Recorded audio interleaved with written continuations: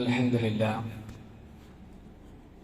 نحمده ونستعينه ونؤمن به ونتوكل عليه ونعوذ بالله من شرور انفسنا ومن سيئات اعمالنا من يهده الله فلا مضل له ومن يضلل فلا هادي له واشهد ان لا اله الا الله وحده لا شريك له واشهد ان محمدا عبده ورسوله ارسله بالهدى ودين الحق ليظهره على الدين كله ولو كره المشركون. اللهم صل على محمد وعلى ال محمد كما صليت على ابراهيم وعلى ال ابراهيم إنك حميد مجيد. اللهم بارك على محمد وعلى آل محمد كما باركت على إبراهيم وعلى آل إبراهيم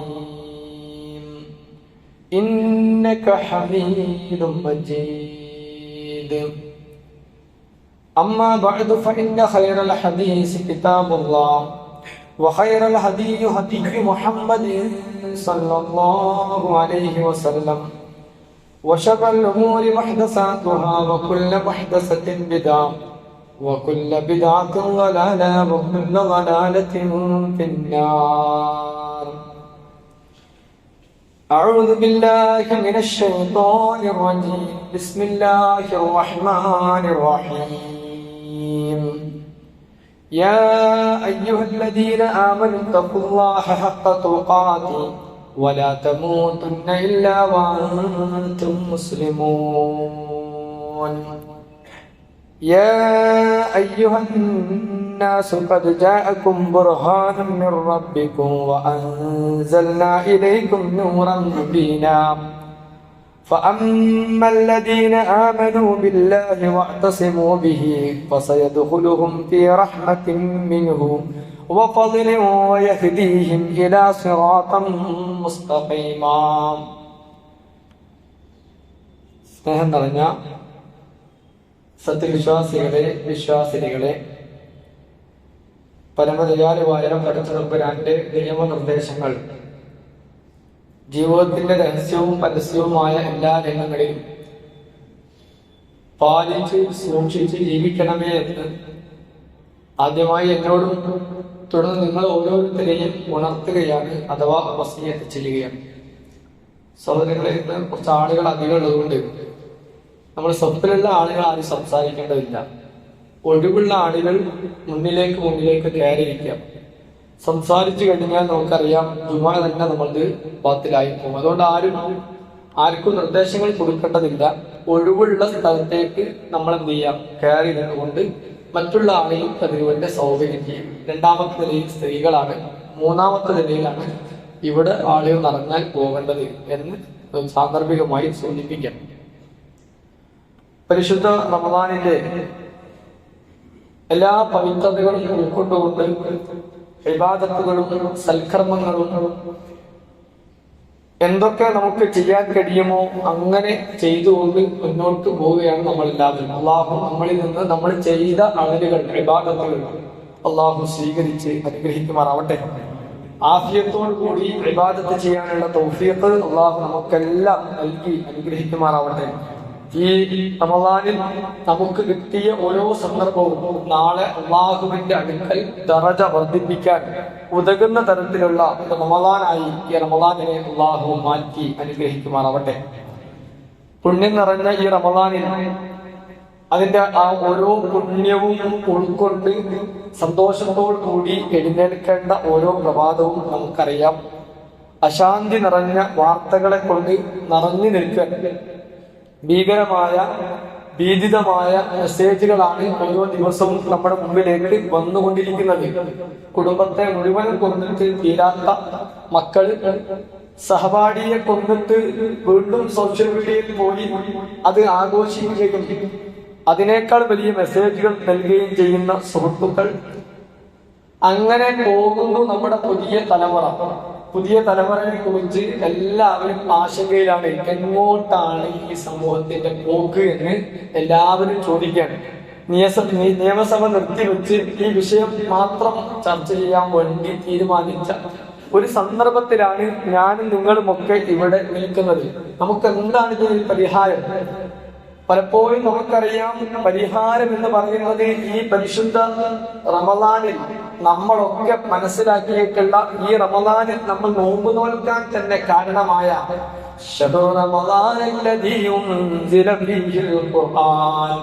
ഖുർആൻ ഇറങ്ങിയിട്ടുള്ള ഒരു മാസമാണ് ഈ മാസം. ഈ മാസത്തിൽ നമ്മൾ നോമ്പ് നോക്കുന്നത് പോലും ആ വിശുദ്ധ ഖുർആൻ ഇറങ്ങിയത് കൊണ്ടാണ്. ഖുർആൻ മാത്രമാണ് പ്രിയപ്പെട്ട സഹോദരികളെ ഇതിൽ പരിഹാരം. ഖുർആൻ എന്തുകൊണ്ടാണ്?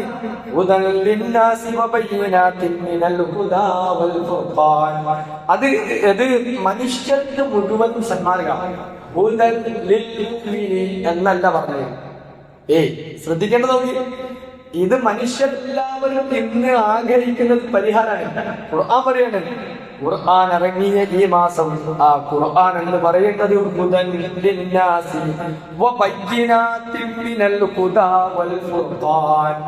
എന്തൊക്കെ അത് നിങ്ങൾക്ക് നൽകുന്നു. നിങ്ങൾക്ക് ഇപ്പൊ നിങ്ങൾ അന്തം വിട്ട് നിൽക്കല്ലേ, എന്ത് ചെയ്യണം എന്നറിയാതെ നിങ്ങൾ അന്തം വിട്ട് നിൽക്കുമ്പോ അവിടെ നിങ്ങൾക്ക് കൃത്യമായ ഒരു ഖുർആൻ ഏതിലേക്ക് എന്ത് സ്വീകരിക്കണം എന്ന് നിങ്ങൾക്ക് ഖുർആനിൽ നോക്കിയാൽ കാണാൻ കഴിയും. അതാ ഖുർആൻ പറഞ്ഞത്,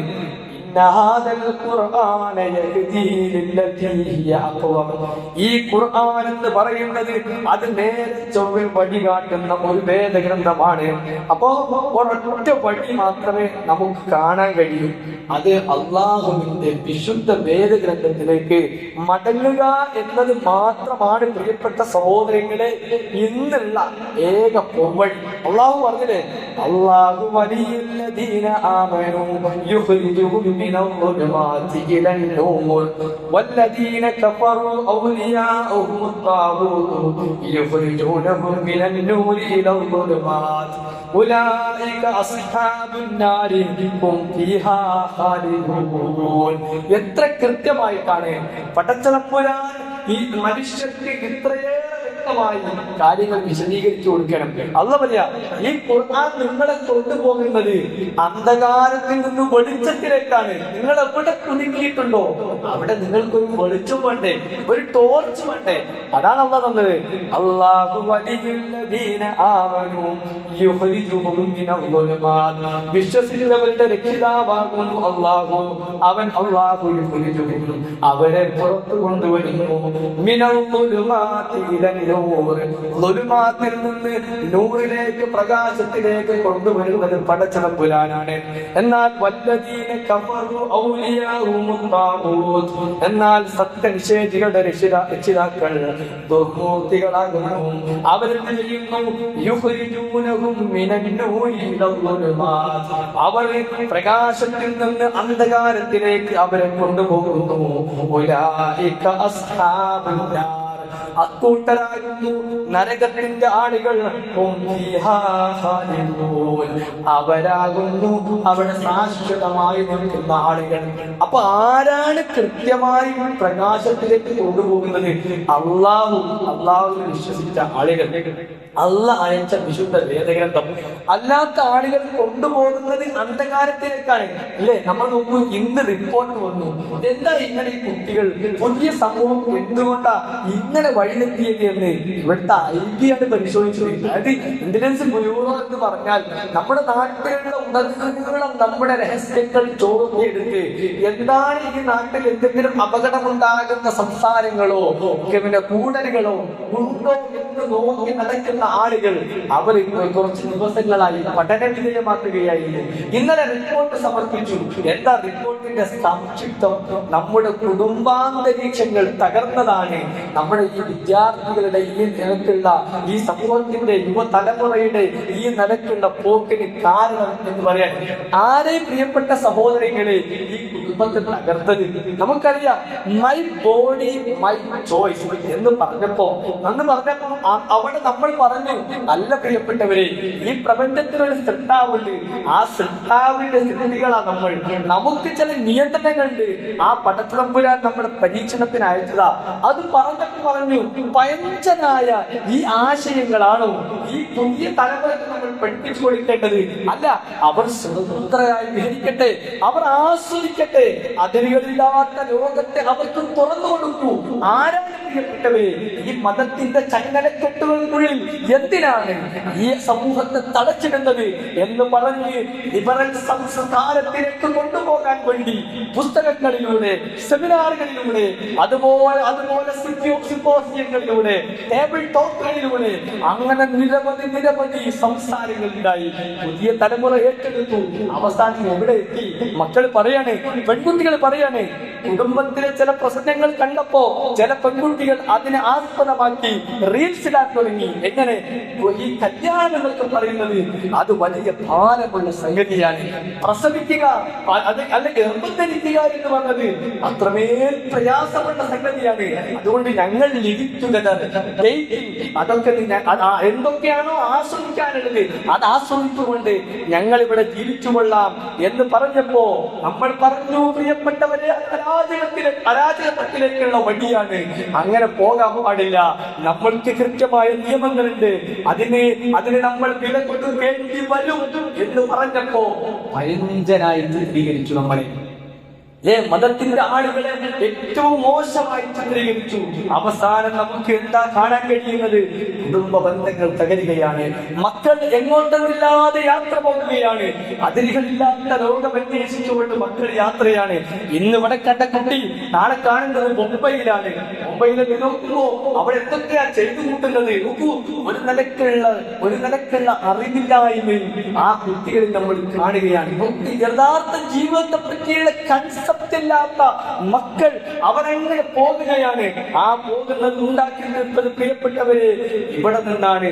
അതുകൊണ്ടാണ് നമ്മൾ പറയുന്നത്, പ്രിയപ്പെട്ട കുട്ടികളോട്, സമൂഹത്തോട്, ആളുകളോട് നമ്മൾ പറഞ്ഞത് ഒരൊറ്റ പരിഹാരമുള്ളൂ. മനുഷ്യർക്ക് വേണ്ടി അള്ളാഹു ഇറങ്ങിയിട്ടുള്ള വിശുദ്ധ വേദഗ്രന്ഥമല്ലാതെ പ്രിയപ്പെട്ട സഹോദരങ്ങളെ ഇതിന് പരിഹാരമല്ല. യാ അയ്യുഹന്നാസ്, മനുഷ്യരെയാണ് വിളിച്ചത്. നോക്കി, മനുഷ്യരെയാണ് അല്ലാഹു വിളിച്ചത്. യാ അയ്യുഹന്നാസ് ഖദ് ജാഅകും ബുർഹാനും മിർ റബ്ബികും വഅൻസൽനാ ഇലൈകും നൂറൻ മുബീനാ. മനുഷ്യരെ, നിങ്ങൾ പരിഹാരം അന്വേഷിച്ചുകൊണ്ട് നടക്കുന്ന മനുഷ്യരെ നമുക്ക് ഓർമ്മപ്പെടുത്താനുള്ളത് വിശുദ്ധ ഖുർആൻ പറഞ്ഞ ഈ സത്യമാണ്. യാ അയ്യുഹന്നാസ്, ഏ മനുഷ്യരെ, ഖദ് ജാഅകും ബുർഹാനും മിർ റബ്ബികും, നിങ്ങളെ സൃഷ്ടിച്ച സൃഷ്ടാവിൽ നിന്ന് ബുർഹാൻ നിങ്ങൾക്ക് വന്നിട്ടുണ്ട്, തെളിവ് നിങ്ങൾക്ക് വന്നിട്ടുണ്ട്. വഅൻസൽനാ ഇലൈകും, നിങ്ങളിലേക്ക് അവൻ ഇറക്കിയിട്ടുണ്ട് നൂറൻ മുബീനാ, ഏറ്റവും കൃത്യമായ ഒരു നൂറ് ഇറക്കിയിട്ടുണ്ട്. ഫഅമ്മല്ലദീന ആമനൂ ബില്ലാഹി വഅതസിമൂ ബിഹി, ആരാണ് ആ മാർഗത്തിൽ വിശ്വസിക്കുകയും ആ ഖുർആനിന്റെ പക്ഷം മുറുകെ പിടിച്ച് മുന്നോട്ട് പോവുകയും ചെയ്യുന്നത്, ഫസയുദ്ഖിലുഹും ഫീ റഹ്മത്തിൻ മിൻഹു, അവർ അല്ലാഹുവിന്റെ റഹ്മത്തിൽ അവർ വിധേയരാകും. വഫദ്ലിൻ, അല്ലാഹുവിന്റെ ശ്രദ്ധയിലും, വയഹ്ദീഹിം ഇലാ സിറാത്തൻ മുസ്തഖീമ, അവർ അല്ലാഹു ഏറ്റവും നല്ല വഴിയിലേക്ക് അവരെ നടത്തിക്കൊണ്ടു പോവുകയും ചെയ്യും. ഇല്ലേ പ്രിയപ്പെട്ട സഹോദരങ്ങളെ, നിങ്ങൾ ആലോചിച്ചു, ഖുർആൻ പഠിച്ച മക്കൾ അവർ എവിടേക്കാണ് പോകുന്നത് എന്ന് നിങ്ങളൊന്ന് പഠനം നടത്തി നോക്കൂ. അവർ മാറുന്നത് വലിയ മാറ്റമാണ്. നോക്കൂ, നമ്മൾ അതിന് ചില ക്യാമ്പുകൾ എടുത്ത് പരിശോധിച്ച് നോക്കിയാൽ മതി. വളരെ വൃത്തികെട്ട മോശം സൈക്കിൾ വിഹരിച്ചിരുന്ന ഒരു കുട്ടിയെ പിടിച്ച് ഒരു 3 ദിവസത്തെ ക്യാമ്പിൽ കൊണ്ടുവരുമ്പോ അവൻ ടോട്ടലി ചേഞ്ച് ആവുകയാണ്. എന്റെ അവന്റെ മനസ്സിൽ ചേഞ്ച് വന്നത് വിശുദ്ധ ഖുർആന്റെ ആയത്ത്. ഈ മനസ്സിനെ മാറ്റാൻ ഒന്നുകൊണ്ടല്ലാതെ സാധ്യമല്ല. ഖുർആനിന്റെ ആയത്ത് കൊണ്ടല്ലാതെ ഒരു മനസ്സിനെ മാറ്റാൻ കഴിയില്ല. നമ്മൾ നോക്കൂ, നമ്മൾക്കുള്ളൊരു ചെറിയ പ്രശ്നം എന്താ വെച്ചാല് നമ്മള് ഡിപ്ലോമ കോഴ്സിന് 6 മാസമാണ്. 6 മാസത്തെ ഡിപ്ലോമ കോഴ്സിന് വേണ്ടി നമ്മൾ പണം ചെലവഴിക്കും. ഡിഗ്രിക്ക് നമുക്ക് 6 സെമസ്റ്ററിന് പക്ഷെ ഇവിടെ കിട്ടിയില്ലെങ്കിലും പുറത്ത് ഏതെങ്കിലും സംസ്ഥാനത്ത് കിട്ടിയാൽ അവിടേക്ക് പറഞ്ഞേക്കാൻ വേണ്ടി നമ്മൾ എല്ലാ ത്യാഗവും ചെയ്യും. അതിനുവേണ്ടി രക്ഷിതാക്കൾ അതിൻ്റെതായ സംഗതികളൊക്കെ ചെയ്യും.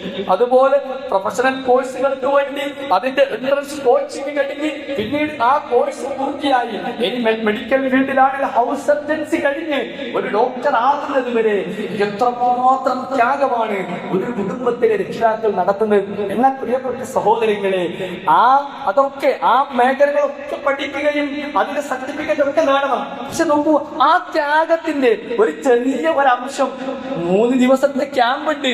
എന്തിന്? ആ മകളെ ഒന്ന് മാറ്റിയെടുക്കാൻ. അവരിപ്പം വിചാരിച്ചു കൊണ്ടിരിക്കുന്ന ഈ രോഗമല്ല ഏറ്റവും വലിയ രോഗം, മറിച്ച് അതിനേക്കാൾ വലിയ രോഗമുണ്ട് എന്ന് അവരെ ബോധ്യപ്പെടുത്താൻ പറ്റിയ ഖുർആനിന്റെ ഒരു 3 ദിവസത്തെ ക്യാമ്പിന് വേണ്ടി വിളിച്ചാൽ മാതാപിതാക്കൾ പറഞ്ഞ മറുപടി എന്താ? ചിലപ്പം പറയും ഹസ്ബൻഡ് വീട്ടിലില്ല, അതുകൊണ്ട് അവനെ കൊണ്ടുവരാൻ ആളില്ല. ചിലപ്പം പറയുന്നത് അവന് വേണ്ടി ഒരു വാഹനമില്ല. പിന്നെ പറയും അവർക്ക് നടക്കുന്ന ക്യാമ്പ് എന്ന് പറഞ്ഞാൽ എന്റെ വീട്ടിൽ നിന്ന് അങ്ങനെ ഒരു സ്ഥലത്ത് താമസിക്കുന്ന ശീലം പോലും അവനില്ല, അവൾക്കില്ല. അതുകൊണ്ട് അവൾക്ക് അസുഖം എന്തെങ്കിലും വരും. അതുകൊണ്ട് ഇന്നത്തെ ഈ ക്യാമ്പിനില്ല. നമുക്ക് നിസ്സാരമായ കാരണങ്ങൾ പറഞ്ഞുകൊണ്ട് ഒഴിവാക്കാൻ പറ്റുന്നത് ഏതാണ്? ഈ 3 ദിവസത്തെ ക്യാമ്പ്. എന്നാൽ 6 മാസത്തെ കോഴ്സ് അല്ലെങ്കിൽ ഡിഗ്രി പ്രൊഫഷണൽ കോഴ്സുകൾക്ക് വേണ്ടി ത്യാഗം സഹിക്കുന്ന മാതാപിതാക്കൾ അവർ ആലോചിക്കുന്നില്ല ഈ മക്കൾക്ക് ഖുർആനൊന്ന് പഠിപ്പിച്ചു കൊടുക്കാൻ പറ്റിയ എന്തെങ്കിലും അവസരങ്ങളെ എത്രത്തോളം ത്യാഗം ഉപയോഗിച്ച് ചെയ്യണം എന്ന ബോധത്തിലേക്ക് മറന്നുപോകണം. അതുകൊണ്ട് പ്രിയപ്പെട്ട സഹോദരങ്ങൾ ഉണ്ടാകുന്നത് എന്താ? മക്കൾ നല്ലോണം പഠിക്കുന്നുണ്ട്, നല്ല പഠിച്ചു വരുന്നുണ്ട്, പക്ഷെ പഠിച്ചു കഴിയുമ്പോ മൂല്യങ്ങൾ മറന്നുപോകാൻ. ആ മൂല്യങ്ങൾ മറന്നു പോകാതിരിക്കാനാണ് വിശുദ്ധ ഖുർആൻ പറഞ്ഞത്. നിങ്ങൾ അതൊക്കെ ചെയ്യുന്നതോടൊപ്പം ഏറ്റവും മർമ്മപ്രധാനമായ ഖുർആനിന്റെ പഠനത്തിലേക്ക് നിങ്ങൾ വന്നാൽ മാത്രമേ നിങ്ങൾക്ക് അല്ലാഹു സമാധാനത്തിന്റെ വഴി തുറന്നു തരൂ എന്ന് പറയാണ്.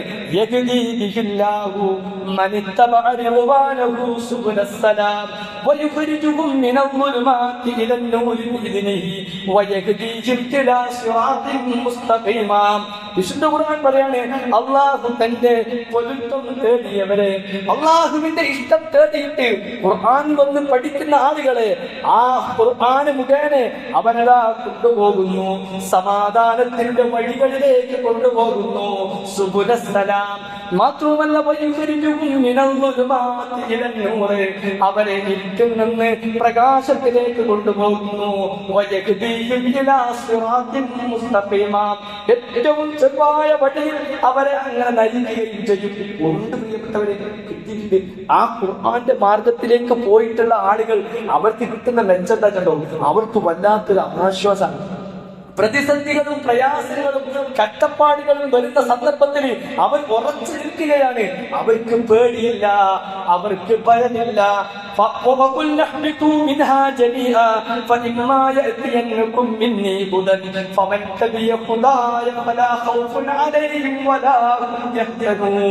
വിശുദ്ധ ഖുർആനാണ് പറഞ്ഞത്. ഈ ഖുർആനിലൂടെ അതിന്റെ പുത മനസ്സിലാക്കിയിട്ടുള്ള അള്ളാഹു അയച്ചിരുന്ന പുത ഉൾക്കൊണ്ട് കഴിഞ്ഞിട്ടുള്ള ഒരാൾക്ക് എന്നിൽ നിന്നുള്ള ഹുദ നിങ്ങൾക്ക് വന്നെത്തി, ആ ഹുദ പിൻപറ്റി കഴിഞ്ഞ ആളുകൾക്ക് അവർ ഒന്നിനെയും ഭയപ്പെടേണ്ടതില്ല, അവർക്ക് ദുഃഖമോ ഭയമോ ഉണ്ടാവുകയില്ല. ഉറപ്പാണ്. അവരുടെ മനസ്സിന്റെ ഉള്ളിൽ ആയത്തുകൾ ഇങ്ങനെ നിറഞ്ഞേക്കും. എവിടത്തെയായിരിക്കും ഓനെ MBBS ഡോക്ടറായി അവൻ സ്വന്തം ക്ലിനിക്ക് തുടങ്ങിയാലും ആ സന്ദർഭത്തിലും എല്ലാ പുസ്തകത്തിന്റെയും മുകളിൽ ഉണ്ടായ ഖുർആന്റെ ഒരു കോപ്പിയാണ്. കാരണം അവന് ബോധമുണ്ട്, എനിക്ക് ഈ അവസ്ഥ അവസരം തന്നത് റബ്ബാണ്. ഞാനിങ്ങനെ നോക്കാനുള്ള ഇതിന്റെ ഓരോ മെഡിക്കൽ ടേംസുകൾ വെച്ചുകൊണ്ട് എനിക്ക് ചെയ്യാനേ കഴിയൂ.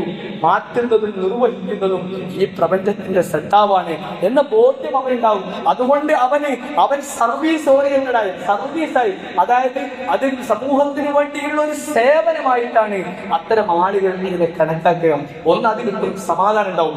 രണ്ടാമത്തതോ, എല്ലാ സന്ദർഭത്തിലും ഖുർആൻ പഠിച്ച ആൾക്ക് റബ്ബിനെ കുറിച്ചൊരു പേടിണ്ടാവുന്ന മാത്രമല്ല, അള്ളാഹു എങ്ങാനും ഈ സമയവും ഈ സന്ദർഭവും എന്റെ ഈ അവസരവും ഒക്കെ ചോദ്യം ചെയ്യുമല്ലോ എന്ന് മനസ്സിന്റെ ഉള്ളിൽ തോന്നുന്നത് എപ്പോഴാ?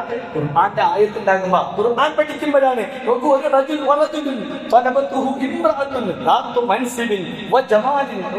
സൗന്ദര്യമുള്ള, എല്ലാ നിലക്കും തറവാടിത്തമുള്ള ഒരു പെണ്ണ് ഒരാളെ ക്ഷണിക്കുകയാണ്.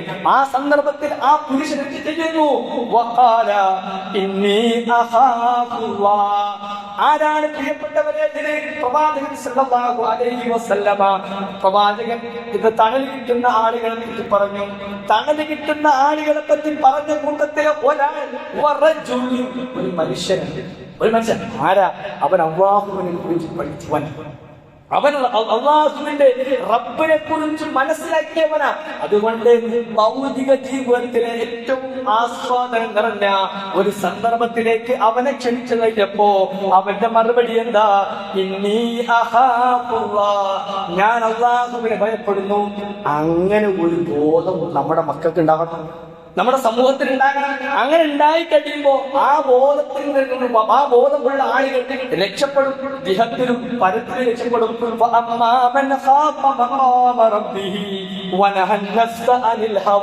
പടച്ചതമ്പുരാന്റെ മുമ്പിൽ നിൽക്കണം എന്ന ബോധത്തോടുകൂടി ഈ ഹവകളെ, ഇച്ഛകളെ ഒഴിവാക്കിയ ആളുകൾ അവർക്ക് അല്ലാഹു കൊടുക്കുന്നത് ഏറ്റവും ഉന്നതമായ സ്വർഗമാണ്. അവർക്ക് അല്ലാഹു നൽകുന്നത് സ്വർഗമാണ്. അപ്പൊ പ്രിയപ്പെട്ട സഹോദരങ്ങളെ, അപ്പൊ ഇതല്ല സുഖം, ഇതിനേക്കാൾ വലിയ സുഖം കിട്ടാനുണ്ട് എന്ന ബോധ്യത്തിലേക്ക് ഖുർആൻ പഠിച്ച ആളെത്തും. നമുക്കറിയാം, ഇന്ന് ലഹരിയുടെയും മ്യൂസിക്കിന്റെയും DJ പാർട്ടിയുടെയും ഒക്കെയുള്ള ചെറിയ ചെറിയ ആസ്വാദനങ്ങൾക്ക് പിന്നാലെയാണ് നമ്മുടെ സമൂഹത്തിലുള്ള മഹാഭൂരിപക്ഷം ആളുകൾ പോകുന്നത്. പ്രിയപ്പെട്ട സഹോദരങ്ങളെ, അതൊക്കെ ചെറുതാണ്, ഇൻസന്റായ ആസ്വാദനങ്ങൾ മാത്രമാണ്. അത് അനുഭവിച്ച ആളുകൾ തന്നെ പറയുന്നത് അത് കുറഞ്ഞ നേരത്തെ ഒരു ടെൻഷൻ മാറ്റാൻ. ഏതെങ്കിലും ഒരു DJ പാർട്ടിയിൽ ആടി അവസാനം അങ്ങ് ക്ഷീണിച്ച് ഉറങ്ങിക്കഴിയുമ്പോ അവന് കിട്ടുന്നത് ഏതാനും മണിക്കൂറുകൾ മാത്രം നേരത്തെയുള്ള ബോധമില്ലാത്ത അവസ്ഥയാണ്. ഏതെങ്കിലും ഡ്രഗ്സ് അടിച്ചുകൊണ്ട് ലഹരിയിൽ മുഴുകിക്കിടക്കുന്ന ആള് അവന് കിട്ടുന്നത് ഏതാനും മണിക്കൂറുകൾ സമയത്തെ ഒരു ബോധമില്ലാത്ത അവസ്ഥയാണ്. ഇങ്ങനെ ഏതെടുത്ത് നോക്കിയാലും അതിനൊക്കെ താൽക്കാലികമായ സുഖങ്ങൾ എന്ന് പറയുന്നത് താൽക്കാലികമായ ബോധക്ഷയമാണ്. ആ ബോധമില്ലാത്ത അവസ്ഥയിൽ ഇങ്ങനെ ഉറങ്ങാണ്. അതാണ് അവർക്ക് കിട്ടുന്ന ഒരു ടെൻഷൻ ഇല്ലാത്ത നേരം. അപ്പോൾ ഈ ടെൻഷനോടുകൂടി, വെപ്രാളത്തോടുകൂടി, പ്രയാസത്തോടുകൂടി ജീവിക്കുന്ന മനുഷ്യർക്ക് ആശ്വാസം വേണോ?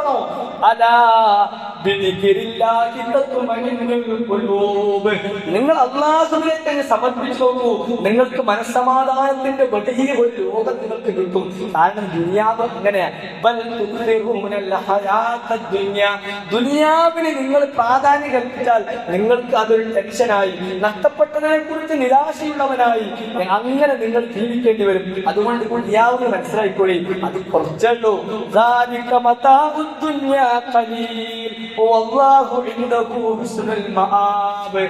ഈ ദുനിയാവിൽ ഉള്ള മത്താൻ പറഞ്ഞാൽ വളരെ ഖലീലാണ്. എന്നാൽ അല്ലാഹുവിന്റെ അടുത്തുള്ളതോ ഏറ്റവും വിഭവ സമൃദ്ധവുമാണ്.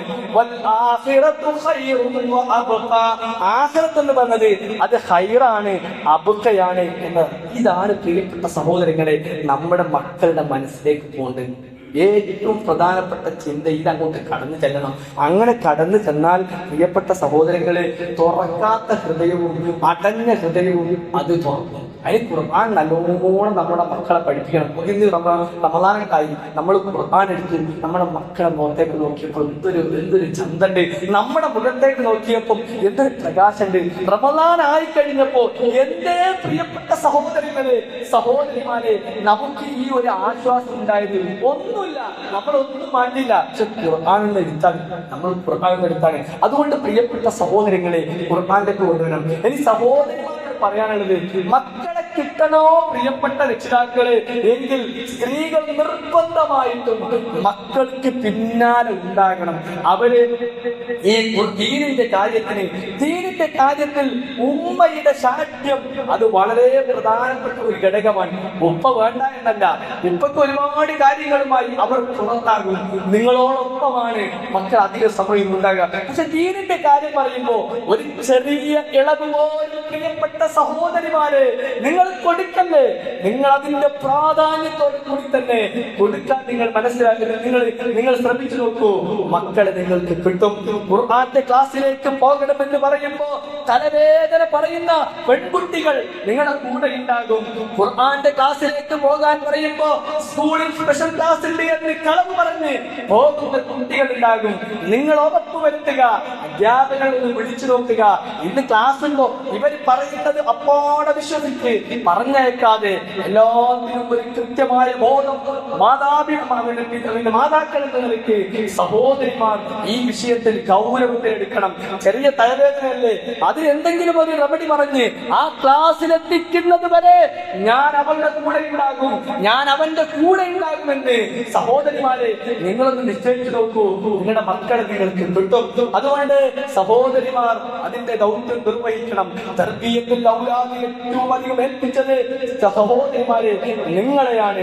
നാളെ പടച്ച തമ്പുരാൻ ചോദിക്കുന്ന വിഷയം, നിങ്ങളോട് ചോദിക്കുന്ന ഒരു വിഷയം ഇതാണ് എന്ന ഗൗരവം നിങ്ങൾ ഏറ്റവും അധികം ഓർക്കണം. അങ്ങനെ നാം മുന്നോട്ട് പോയാൽ നമ്മൾക്ക് നല്ല ഒരു ഭാവി തലമുറയെ നമുക്ക് ഉണ്ടാക്കിയെടുക്കാൻ കഴിയും. നമ്മൾ കണ്ട സ്വപ്നങ്ങളൊക്കെ നമ്മൾ നേടിയില്ലേ? നമുക്ക് ഭൗതിക തലത്തിൽ ഒരു വീടുണ്ടാക്കണം എന്ന് നമ്മൾ ആഗ്രഹിച്ചു, വീട് നമ്മൾ ഉണ്ടാക്കി. മക്കൾക്ക് നല്ല ജോലി കിട്ടണം എന്ന് നമ്മൾ ആഗ്രഹിച്ചു, മക്കളെ ഏറ്റവും നല്ല സ്ഥാപനത്തിൽ നമ്മൾ കയറ്റി. അങ്ങനെ ആ ജോലി മക്കൾക്ക് കിട്ടി. എത്ര കുട്ടികളാ PSC കിട്ടിയത്, അൽഹംദുലില്ലാ. എത്ര കുട്ടികളാ നല്ല നല്ല പോസ്റ്റുള്ളത്, അൽഹംദുലില്ലാ. എന്റെ കാരണം മാതാപിതാക്കൾ ബോധമുള്ളവരായി അവർക്ക് എങ്ങനെ പോകണമെന്ന കരിയർ ഗൈഡൻസുകൾ കൊടുക്കാൻ കേന്ദ്രങ്ങൾ ഉണ്ടായി. അവിടെ നമ്മൾ എത്തിച്ചു. അങ്ങനെ മക്കളെ അങ്ങോട്ട് നമ്മൾ പറഞ്ഞയച്ചു. പല കരിയറും നേടി. എന്നാൽ പ്രിയപ്പെട്ട രക്ഷിതാക്കളെ, ഈ ചോദ്യങ്ങൾക്ക് ഉത്തരം നിങ്ങൾക്ക് ഉണ്ടാകുമോ എന്ന് ഒരു ആത്മപരിശോധന നമ്മൾ നടത്തുക. ഖബറിലെ 3 ചോദ്യങ്ങളുണ്ട്.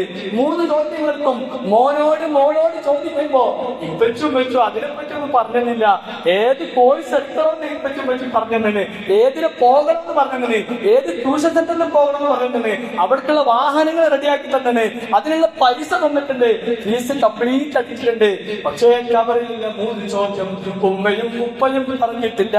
എന്നെങ്ങാനും നമ്മുടെ മക്കൾ പറഞ്ഞാൽ നമ്മളെന്ത് ഉത്തരം പറയും?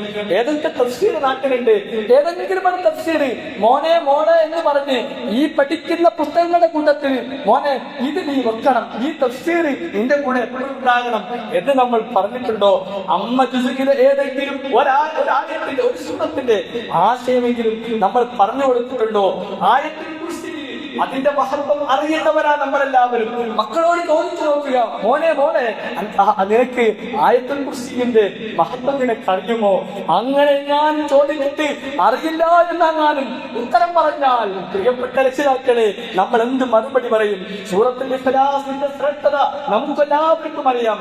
ചോദിച്ചു നോക്കും നമ്മുടെ മക്കളോട്, സൂറത്തുൽ ഇഖ്ലാസിന്റെ ശ്രേഷ്ഠത മനസ്സിലാക്കി നീ കിടന്നുറങ്ങുന്ന സമയത്തെങ്കിലും ആഖിറ സോദരന്റെ മോനെ എന്നെങ്കിലും ചോദിച്ചു നോക്കൂ. ഇല്ല എന്ന് പറഞ്ഞാൽ നമ്മൾ ഉത്തരം പറയും. നമുക്കറിയാം ഖുർആന്റെ ഒരുപാട് നിയമങ്ങളും ഒരുപാട് തജ്വീദിന്റെ കാര്യങ്ങളുമുണ്ട്. മറ്റുള്ള നിയമങ്ങളൊക്കെ അറിയുന്ന കുട്ടിയോട് ഖുർആന്റെ നിയമങ്ങളൊക്കെ നീ പഠിച്ചിട്ടുണ്ട് മോനെ എന്ന് ചോദിച്ചാൽ മഖ്റജനുസരിച്ച് ഓതാൻ വരെ അറിയില്ല ഉമ്മ, മഖ്റജനുസരിച്ച് ഓതാൻ അറിയില്ല ഉമ്മ എന്നെങ്ങാനും നമ്മുടെ മക്കൾ പറഞ്ഞാൽ നമ്മൾ ഉത്തരം പറയും. പ്രിയപ്പെട്ട സഹോദരങ്ങളെ, ഇതൊരു ചോദ്യമാണ്.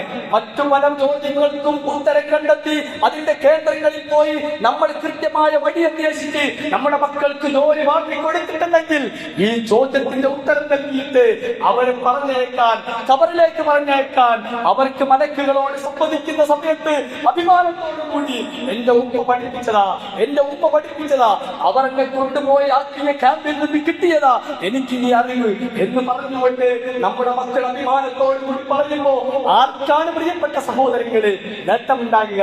നമുക്കാണ് അതിന്റെ നേട്ടം. ആ നേട്ടത്തിനായിരിക്കണം നമ്മൾ ഈ പരിശുദ്ധ റമദാനിലെ വിശുദ്ധ ഖുർആനിന്റെ പഠനവും മറ്റു കാര്യങ്ങളും ഒക്കെ നടത്തേണ്ടത്.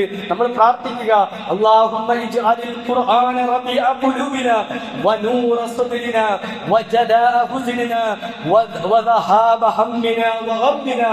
നമ്മൾ കുടുംബസമേതം നമ്മൾ റബ്ബിനോട് പ്രാർത്ഥിക്കുക. ചെയ്യാനുള്ളതെല്ലാം നമ്മൾ ചെയ്യുക. ചെയ്തു കഴിഞ്ഞിട്ട് റബ്ബിനോട് പ്രാർത്ഥിക്കുക, അല്ലാഹുമ്മ ഇജ്അലിൽ ഖുർആന, അല്ലാഹുവേ ഈ ഖുർആനിനെ നീ ആക്കണം റബീഅ ഖുലൂബിനാ, എന്റെ ഹൃദയത്തിന്റെ വസന്തമാക്കി തീർക്കണം. ഖുർആൻ ഇങ്ങനെ എടുക്കുമ്പോ വല്ലാത്തൊരു പൂതി, എടുത്തിട്ട് മതിയാകാത്ത പൂതി ഖുർആനോട്. ഖുർആൻ എടുക്കുമ്പോഴേക്കും തലവേദന വരിക, ക്ഷീണം വരിക, ഉറക്കം വരിക. നല്ല വേണ്ടത് അല്ലാഹുമ്മ ഇജ്അലിൽ ഖുർആന റബീഅ ഖുലൂബിനാ വനൂറ സദ്രിനാ, എന്റെ ഹൃദയത്തിന്റെ പ്രകാശമാക്കി ഈ ഖുർആനിനെ മാറ്റണം. വജലാഅ ഹുസ്നിനാ, എന്റെ ദുഃഖങ്ങളെ മാറ്റിമറിക്കാൻ ഈ ഖുർആൻ എനിക്ക് പര്യാപ്തമാകണം. വദഹാബ ഹമ്മിനാ, എന്റെ ദുഃഖങ്ങൾ പോക്കുന്നത് ഈ ഖുർആനിലുണ്ടായിരിക്കണം. അങ്ങനെ ആ ഖുർആനിനെ നെഞ്ചോട് ചേർത്തുകൊണ്ട് മുന്നോട്ട് പോകാൻ നമ്മൾ പരിശ്രമിക്കുക. അല്ലാഹു സുബ്ഹാനഹു വ തആല അതിനെ നമുക്ക് തൗഫീഖ് നൽകി അനുഗ്രഹിക്കുമാറാവട്ടെ.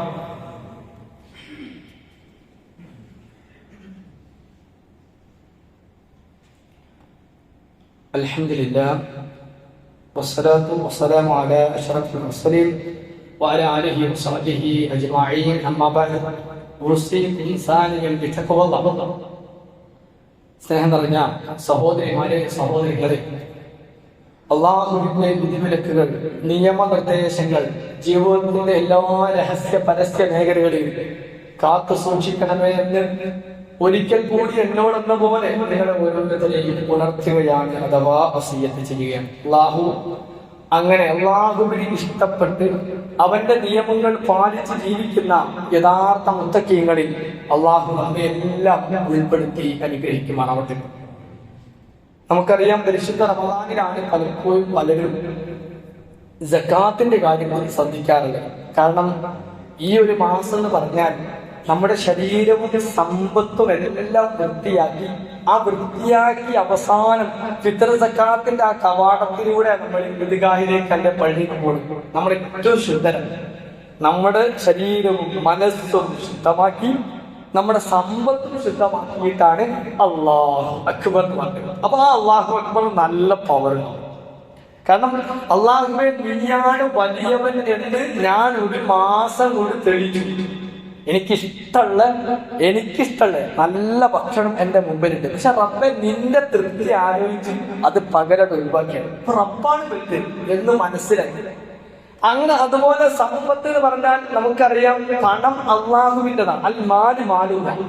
ആ പണത്തെ നമ്മൾ എന്ത് ചെയ്തു? അള്ളാഹു നമുക്ക് ഒരു കസ്റ്റോഡിയാണ് നമ്മളെ ഏൽപ്പിച്ചത്. ആ ഏൽപ്പിച്ച പണം നമ്മൾ എന്ത് ചെയ്യാണ്? നമ്മൾ അള്ള പറഞ്ഞതുപോലെ അല്ല ആമനൂ ബില്ലാഹി വറസൂലിഹി വഅൻഫഖൂ മിമ്മാ ജഅലകും മുസ്തഖലഫീന ഫീഹി വല്ലദീന ആമനൂ മിൻകും വഅൻഫഖൂ ലഹും അജ്റുൻ കബീർ. അള്ള പറഞ്ഞതുപോലെ നമ്മൾ ചെലവഴിക്കണം. അള്ളാന്റെ പണം നമ്മളെ ഏൽപ്പിച്ചപ്പോ ആ ഏൽപ്പിച്ച സമയത്ത് ഒരു ചെറിയ കാറ്റഗറി നൽകി, ഇതൊക്കെ എടുത്തോ, ഇന്ന് നിങ്ങൾക്ക് കൊടുത്താൽ ബാക്കി അള്ളാന്റെ മാനത്തിൽ ചെലവഴിച്ചാടാ എന്ന് പറഞ്ഞു തന്നാൽ, അപ്പൊ ആ തന്നത് ആ പറഞ്ഞതുപോലെ നമ്മൾ നിർവഹിച്ചു കഴിഞ്ഞാൽ സ്വാഭാവികമായും അതിനെന്ത് ചെയ്യും? അള്ളാഹു സുബ്ഹാനഹു വ തആല വർധന ഉണ്ടാക്കി തരും. അപ്പൊ സക്കാത്തിന്റെ വിഷയം വിശദീകരിച്ച് പറയേണ്ട ഒരു സംഗതിയല്ല. കാരണം എല്ലാവർക്കും അറിയാം സക്കാത്തിന്റെ നിസാബും. നമുക്കുള്ള ഒരു വർഷം തികഞ്ഞു കഴിഞ്ഞാൽ, ഇപ്പൊ റമദാനിലാണ് കഴിഞ്ഞ കൊല്ലം ഞാൻ സക്കാത്ത് കൊടുത്തത്. വളരെ സിമ്പിളാണ്. കഴിഞ്ഞ കൊല്ലം റമദാനിലാണ് സക്കാത്ത് കൊടുത്തെങ്കിൽ റമദാൻ 20-നാണെങ്കിൽ ഈ വർഷം റമദാൻ 20 വരുമ്പോൾ ഒരു കൊല്ലമായി കഴിയുമ്പോൾ നമ്മൾക്കുള്ള വരുമാനത്തിന്റെ സ്രോതസ്സുകൾ നോക്കിയാൽ മതി. ശമ്പളം കിട്ടുന്ന ആള് ശമ്പളം ഒരു സ്രോതസ്സാണ്. ഇനി കൃഷിയാണെങ്കിൽ കൃഷിയിലൂടെ വരുന്ന വരുമാനത്തിന് സ്രോതസ്സാണ്. അല്ലെങ്കിൽ പിന്നെ സ്വർണവും വെള്ളിയും ഉള്ള ആളുകൾ അങ്ങനെ അത് നോക്കിയിട്ട് ഒരു കൊല്ലം കഴിഞ്ഞാൽ ആ ഒരു കൊല്ലം അതിന്റെ എത്തിക്കഴിഞ്ഞാൽ സക്കാത്തായി. അതിന് നിസാബ് കൂടി കൂട്ടാൻ ഓരോന്നിനും ഓരോ അളവുണ്ട്. ആ അളവ് പൂർത്തിയായാൽ അതിൽ നിന്ന് അള്ളാഹു കൊടുക്കാൻ പറഞ്ഞത് ലേശം ഒരു ചെറിയ ടാക്സ് അതും കൊടുക്കണം. ബാക്കി ഇംഫാഖും ഫീ സബീലില്ല അത് നിങ്ങളുടെ ചോയ്സാണ്. നിങ്ങൾക്ക് എത്രയും കൊടുക്കാം. പക്ഷെ പറഞ്ഞത് അള്ളാഹ് പറഞ്ഞ ആ കണക്കിന് കൊടുക്കണം. ആർക്ക് കൊടുക്കണം? ആർക്കെങ്കിലും കൊടുക്കണ്ട. അതിനും അള്ളാഹു ആണ് പറയുന്നത് ആ ആൾക്ക് ഏഴാൾക്ക് മാത്രം കൊടുത്താൽ മതി. അങ്ങനെ നിങ്ങൾ കൊടുത്ത് അത് നിർബന്ധമായി കൊടുക്കേണ്ട സംഗതിയാണ്. അങ്ങനെ കൊടുത്ത് വീട്ടിക്കഴിഞ്ഞാൽ നിങ്ങൾ അനുഭവിക്കുന്നത് എന്താണ്? നിങ്ങൾക്ക് നല്ല ഒരു മാനസികമായ സുഖം ഉണ്ടാവും. നമ്മൾ വിചാരിക്കുന്നത് പണം ഇങ്ങനെ കെട്ടിപ്പൂട്ടി വെച്ചാലാണ് നമുക്ക് സുഖം ഉണ്ടാകുന്നത്. കെട്ടിപ്പൂട്ടി വെച്ചാൽ ഉണ്ടാകുന്നുണ്ടോ ധാരാളം മാനസിക പ്രശ്നങ്ങൾ ഉണ്ടാകാൻ. മാനസിക പ്രശ്നം നിങ്ങൾ ചോദിച്ചു സാമ്പത്തികമായി നല്ല സ്രോതസ്സുള്ള മനുഷ്യരോട് അതിൽ തന്നെ ഇപ്പൊ ഈ അടുത്ത് വലിയ ഒരു കമ്പനിയുടെ ശൃംഖല നടത്തിക്കൊണ്ടിരിക്കുന്ന വലിയ ഒരു പണക്കാരൻ അദ്ദേഹത്തിന്റെ ഒരു വീഡിയോ വന്നിരുന്നു. അദ്ദേഹം പറഞ്ഞു ഇതിന്റെ വിജയത്തിന്റെ ഏറ്റവും പ്രധാന കാരണം സക്കാത്താണ്. അത് അനുഭവിക്കാൻ കഴിയും. അത്ര വലിയ ആളുകൾ അതൊക്കെ അനുഭവിക്കുന്നുണ്ട് എന്ന് നമ്മൾ വിചാരിക്കുന്നുണ്ടോ? കൊടുത്തു പോയാ കുറഞ്ഞു പോവോ എന്ന് വരും. ആരത് തരുന്നേ? ഈ സമ്പത്ത് തരുന്ന ആരാ? നമ്മളുടെ കഴിവുകൾ, നമ്മളുടെ മികവ്, നമ്മുടെ ആവശ്യം ഒന്നുമല്ല, റബ്ബ് തരുന്ന ബർക്കത്താണ്. അതുകൊണ്ട് പ്രിയപ്പെട്ടവരെ റബ്ബാണ് തരുന്നെങ്കിൽ റബ്ബ് പറഞ്ഞവർ കൊടുത്തു നോക്കി. അള്ളാഹു പറയാണ് അവർക്ക് അള്ളാഹു കൂട്ടിക്കൊടുക്കുന്നു.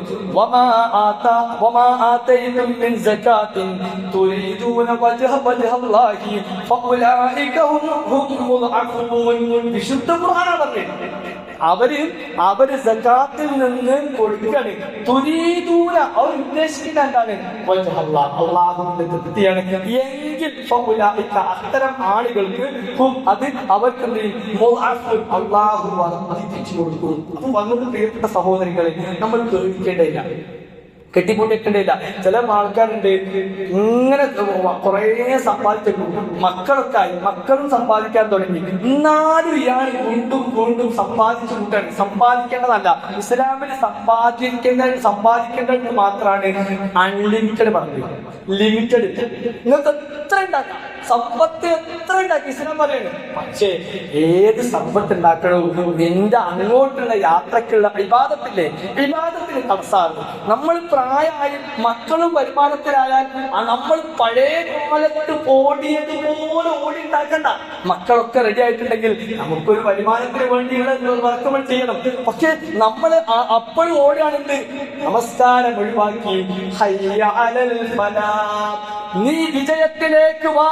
നിന്റെ കച്ചവടത്തിന്റെ വിജയം, നിന്റെ ജീവിതത്തിന്റെ വിജയം, നിന്റെ എല്ലാത്തിന്റെയും വിജയം ഈ സ്വലാത്താണ്, എന്നെ ഓർക്കലാണ്.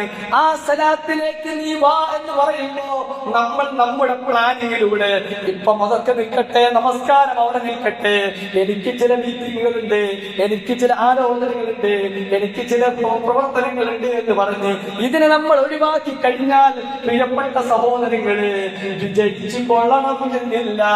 റബ്ബിന്റെ അടുത്തേക്ക് വന്നാല് വിജയം ഉണ്ടാവും ഉറപ്പാണ്. അതുകൊണ്ട് റബ്ബ് പറഞ്ഞ ഈ കാര്യങ്ങൾ, ധനത്തിലുള്ള വിശുദ്ധീകരണം സകാത്തിലൂടെ നമ്മൾ നിർബന്ധമായും അത് നമ്മൾ നിർവഹിക്കണം. അത് എല്ലാ മാസത്തിലുണ്ട്, റമദാനിൽ മാത്രമല്ല. ചില ആളുകൾ റജബിലാകും, ചിലർ ശഅബാനിലാകും. അധികം ആളുകൾ റമദാനിലാണ് കൂട്ടാനും സുഖവും അതൊന്നും ഓർക്കാനും പിന്നെ അധികം പ്രതിഫലം അധികം കിട്ടും എന്നുള്ളതുകൊണ്ട് റമദാനിലാണ് പലപ്പോഴും ആളുകൾ അതിന് കണക്ക് കൂട്ടാറുള്ളത്. അതുകൊണ്ട് ഈ സകാത്ത് കൊടുക്കേണ്ട ആളുകൾ എന്ന നിലയ്ക്ക് നമ്മളെല്ലാവരും ആ കാര്യത്തിൽ ഒരു വിട്ടുവീഴ്ചയും, നമസ്കാരത്തിൽ ഒരു വിട്ടുവീഴ്ചയും ചെയ്യാത്ത നമ്മൾ സകാത്തിന്റെ വിഷയത്തിലും ഒരു വിട്ടുവീഴ്ചയും നമ്മൾ ചെയ്യേണ്ടതില്ല. അത് കൊടുക്കുക തന്നെ. അത് നമുക്കുള്ള ചെറിയ ഒരു വിഹിതമാണെങ്കിലും, സാമ്പത്തികമായി അങ്ങനെ കുറവുള്ള ആളാണ് എങ്കിലും ഒരു വർഷം കൂട്ടിയിട്ട് സകാത്തിന്റെ അളവ് വരുന്ന ആ നിസാബുണ്ടെങ്കിൽ അതിൽ നിന്ന് 2.5% കൊടുക്കണ്ടേ. കൊടുത്തു കഴിഞ്ഞാൽ കഴിഞ്ഞാൽ അള്ളാഹു അതിനെ വർദ്ധിപ്പിച്ച് നമുക്ക് നൽകും എന്നത് ഉറപ്പാണ്. അള്ളാഹു സുബ്ഹാനഹു വ തആല അങ്ങനെ പ്രവർത്തിക്കുന്ന ആളുകളിൽ നമ്മയെല്ലാം അള്ളാഹു ഉൾപ്പെടുത്തി അനുഗ്രഹിക്കുമാറാവട്ടെ. നമ്മളിൽ നിന്ന് വന്നുപോയ എല്ലാ ചെറുതും വലുതുമായ തെറ്റുകുറ്റങ്ങൾ അള്ളാഹു മാപ്പാക്കി അനുഗ്രഹിക്കുമാറാവട്ടെ. റഹ്മാനായ നാഥ, റഹീമായ നാഥ, ഗഫൂറായ നാഥ, ഒരുപാട് ഇബാദത്തുകൾ, സൽക്കർമ്മങ്ങൾ, ദാനധർമ്മങ്ങൾ, സദഖകൾ നിങ്ങൾ നിർവഹിക്കുന്നുണ്ട്. അള്ളാഹുവേ, അതെല്ലാം ഞങ്ങളിൽ നിന്ന് സ്വീകരിച്ച് അനുഗ്രഹിക്കുന്ന റഹ്മാനെ. അള്ളാഹുവേ, ഞങ്ങളുടെ മക്കളിലൂടെ, ഞങ്ങളുടെ കുടുംബങ്ങളിലൂടെ, ഭാര്യമാരിലൂടെ, ഭർത്താക്കന്മാരിലൂടെ, കൂട്ടുകുടുംബാംഗങ്ങളിലൂടെ, ആദർശ ബന്ധുക്കളിലൂടെ ഞങ്ങൾക്ക് നീ കണ്ടും അവർക്ക് അനുഗ്രഹിക്കുന്ന റഹ്മാനെ. അള്ളാഹുവേ, ഒരുപാട് പ്രതിസന്ധികൾ നിറഞ്ഞ ലോകത്തു കൂടിയാണ് നിങ്ങൾ നടന്നു പോകുന്നത്. അള്ളാഹുവേ, എല്ലാത്തരം പ്രതിസന്ധികളിൽ നിന്നും ഞങ്ങളെ കാത്ത് ഈ ദീനിന്റെ തലയിൽ ജീവിക്കുന്ന ഏറ്റവും നല്ല സ്വാധീനങ്ങളിൽ ഞങ്ങളെല്ലാം ഉൾപ്പെടുത്തി അനുഗ്രഹിക്കുന്ന റഹ്മാനെ. അള്ളാഹുവേ, മനസ്സ് മാറിപ്പോകുന്ന പല സന്ദർഭങ്ങളിൽ മുന്നിലേക്ക് വരികയാണ്. റഹ്മാനായ നാഥ, മനസ്സിനെ ദീനിൽ ഉറപ്പിച്ചു നിർത്തുന്ന അവസ്ഥയിൽ ഞങ്ങളുടെ മനസ്സിനെ മാറ്റി നീ അനുഗ്രഹിക്കണേ റഹ്മാനെ. അള്ളാഹുവേ, ഈ മനസ്സിന് തസ്ബീഹ് നൽകുന്ന നിന്റെ വിശുദ്ധ വേദഗ്രന്ഥം പഠിക്കുകയും മനസ്സിലാക്കുകയും അത് നെഞ്ചോട് ചേർത്ത് പിടിച്ചുകൊണ്ട് അങ്ങനെ ഖുർആൻ അനുസരിച്ച് ജീവിക്കുന്ന ആളുകളിൽ ഞങ്ങളെ നീ ഉൾപ്പെടുത്തി അനുഗ്രഹിക്കണേ റഹ്മാനെ. ആ ഖുർആനിനെ ഏറ്റവും സ്നേഹിക്കുന്നവരുടെ കൂട്ടത്തിൽ ഞങ്ങളെ നീ ഉൾപ്പെടുത്തി അനുഗ്രഹിക്കണേ റഹ്മാനെ. അള്ളാഹുവേ, ഞങ്ങളുടെ കച്ചവടത്തിലും ബിസിനസ്സിലും ഞങ്ങളുടെ ഏർപ്പാടുകളിലും ബർക്കത്തിനെ, റഹ്മത്തിനെ പ്രദാനം ചെയ്യണേ റഹ്മാനെ. അള്ളാഹുവേ, ഞങ്ങളുടെ മാതാപിതാക്കൾക്ക് ദീർഘായുസ്സും ആഫിയത്തും നൽകി നീ അനുഗ്രഹിക്കണേ റഹ്മാനെ. മരിച്ചുപോയ ഞങ്ങളുടെ മാതാപിതാക്കൾക്ക് മഗ്ഫിറത്തും മർഹമത്തും നൽകി നീ അനുഗ്രഹിക്കണേ റഹ്മാനെ. അള്ളാഹുവേ, രോഗം കൊണ്ട് പരീക്ഷിക്കപ്പെട്ട ഒരുപാട് സഹോദരങ്ങൾ, സഹോദരിമാർ, അള്ളാഹുവേ, അവരുടെ രോഗമെല്ലാം നീ ശിഫയാക്കി കൊടുക്കണേ റഹ്മാനെ. രോഗം നീ ശിഫയാക്കി കൊടുക്കണേ റഹ്മാനെ. രോഗം നീ ശിഫയാക്കി കൊടുക്കണേ റഹ്മാനെ. മാനസികമായി പ്രയാസപ്പെടുന്ന സഹോദരിമാർ, സഹോദരങ്ങൾ, അള്ളാഹുവേ, മാനസികമായ സന്തോഷം നൽകി അവരുടെ പ്രശ്നങ്ങളെ ഏറ്റവും നല്ല രീതിയിൽ പരിഹരിച്ച് ആശ്വാസം നൽകി നീ അനുഗ്രഹിക്കണേ റഹ്മാനെ. اللهم اغفر للمؤمنين والمؤمنات والمسلمين والمسلمات الأحياء منهم والأموات إنك مجيب الدعوات ويا قاضي الحاجات. اللهم أجرنا من النار، اللهم أجرنا من النار، اللهم أجرنا من النار. ربنا آتنا في الدنيا حسنة وفي الآخرة حسنة وقنا عذاب النار. ربنا ظلمنا أنفسنا وإن لم تغفر لنا وترحمنا لنكونن من الخاسرين. ربنا هب لنا من أزواجنا وذرياتنا قرة أعين واجعلنا للمتقين إماما. ربنا تقبل منا، ربنا تقبل منا، ربنا تقبل منا إنك أنت السميع العليم وتب علينا إنك أنت التواب الرحيم. استغفر الله لي ولكم.